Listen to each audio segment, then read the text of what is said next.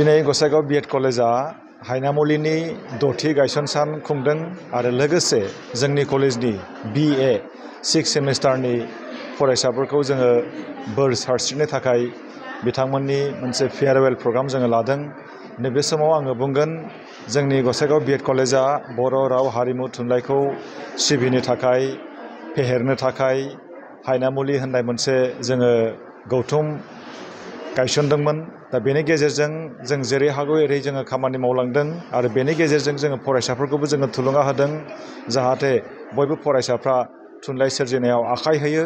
नैबे समाव आङो बुंगोन दिनैनि बे मोनसे मेहेरगोनां हाबाफारियाव जोंनि कलेजनि बिए 6 सेमिस्टारनि फरायसाफ्रा जाहाथे मोजाङै मोजां उथ्रिसारलाङो आरो बिथांमोनहा थामथि बेच सिगांनि नैथि बेचआ मोजाङै मोजां पास जालांदों। नैबे थामथि बेच बिए 6 सेमिस्टारनि फरायसाफ्रा जाहाथे सोलोंथाइनि ओंथिखौ गुवार नोजोराव बिजिरनानै गावनि जिउआव बाहायो बेखौनो जोङो खावलायदों।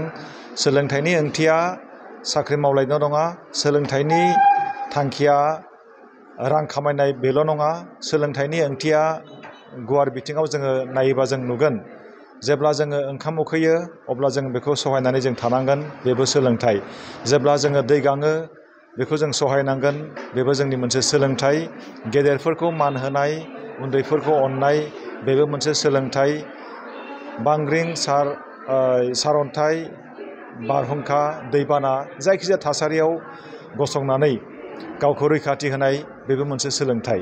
दा बेनि गेजेरजोंनो आङो बुंगोन जोंनि साफ्रोमबो फरायसाफ्रा बिएखौ पास खालामनानै खायफा बिएड फरायथों, खायफा एमए फरायथों आरो जाय जेरै हागौ एरै गावबागाव फोथाराव आवगायलांनानै जायखिजाया मोजां खामानि मावनांगौ, खायफा साख्रि मावनांगौ, खायफा बिजनेस मावनांगौ, खायफा आबाद मावनांगौ, जाय जेखौ मोजां मोनो।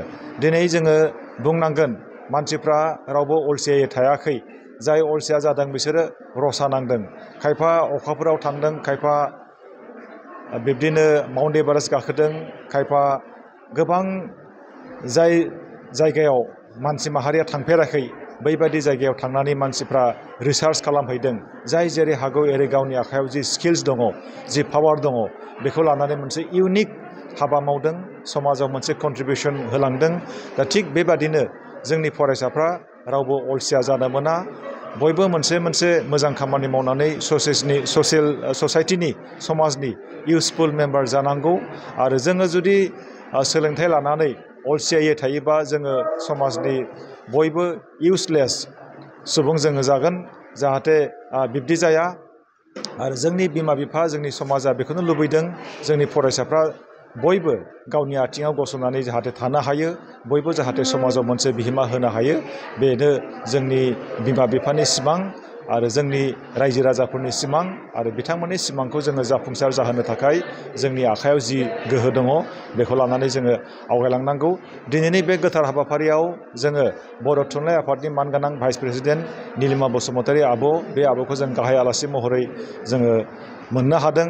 बिथाङा फरायसाफोरखौ थुलुंगा होनायजों लोगोसे गोबां बिथिंखौ लानानै मोजां बिबुंथि होलांदों आरो लोगोसे गसाइगाव आबोबनि गाहाय नेहाथारि रिता नार्जारी बिथाङाबो बे हाबाफारियाव बाहागो लाफैदों आरो गेवलां नार्जारीनि मासि सामलायनायाव दिनैनि बे हाबाफारिया मोजाङै मोजां जालांदों आरो बयनिसिमबो आङो साबायखर बावदों आरो जर'खायै बिए 6 सेमिस्टार फरायसाफोरनो आङो बोर सारस्रिहरदों।